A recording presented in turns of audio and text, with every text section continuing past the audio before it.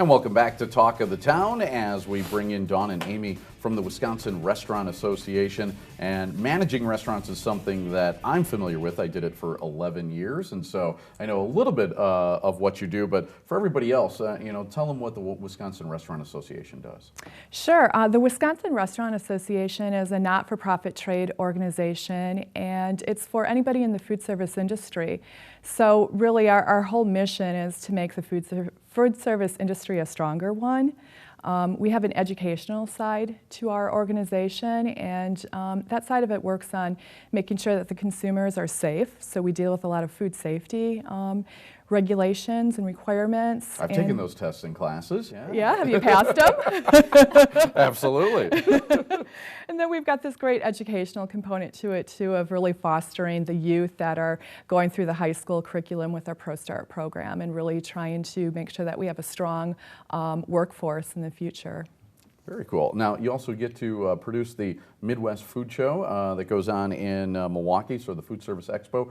Talk a little bit about that. What is that all about?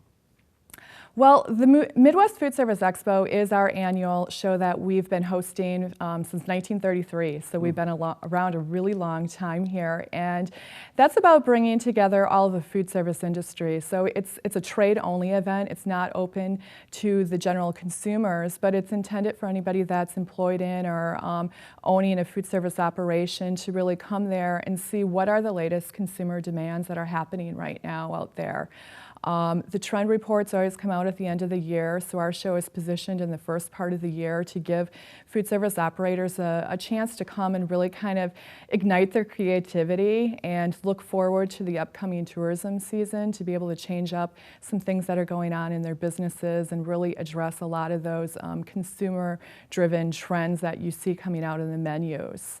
So we have tons of exhibits going on over the 3 days, anything from decor to food ingredients to software solutions, and just a lot of professional development and bringing together the community of food service operators. Okay. Not only was I in restaurant management, I did the restaurant tour thing for a while, which is really challenging. Now, are some of those challenges also addressed at the Expo? Yeah. For sure.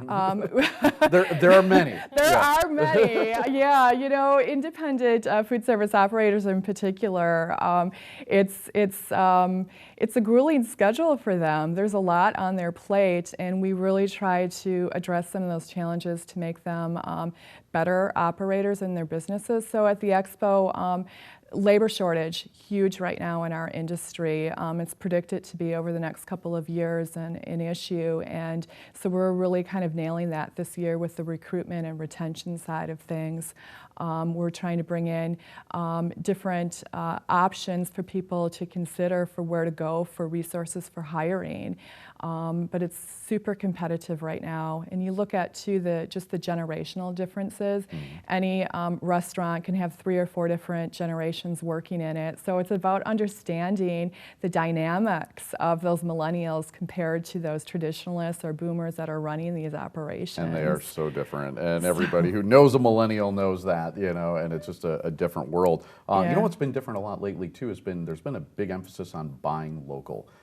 Is there a Buy Local conference there as well? Yes, we are having a Buy Local conference as well. And you may have experienced this. We're finding in our research that restaurateurs really want to buy local, but it can be a little bit overwhelming if it's something that they haven't done before, a lot of misconceptions about what is involved.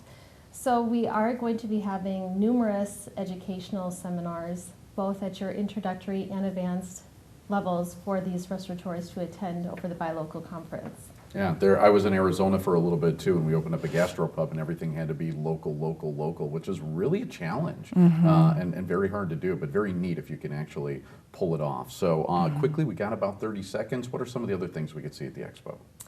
In conjunction with the Buy Local conference, we have partnered with the Wisconsin Department of Agriculture for the last 4 to 5 years where there's something special from Wisconsin Pavilions. So now there'll be we started with about a handful, and now there'll be over 40 companies, specific Wisconsin-based food and beverage companies.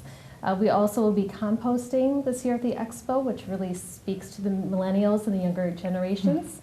So we're looking forward to having anybody affiliated with food service attend. Unfortunately, we're not open to the public, but anybody affiliated with food service and hospitality. Get out there. Don and Amy, thanks for joining us and talking about the WRA and the Food Service Expo that's coming up, as well as we'll continue here on Talk of the Town on CW 57.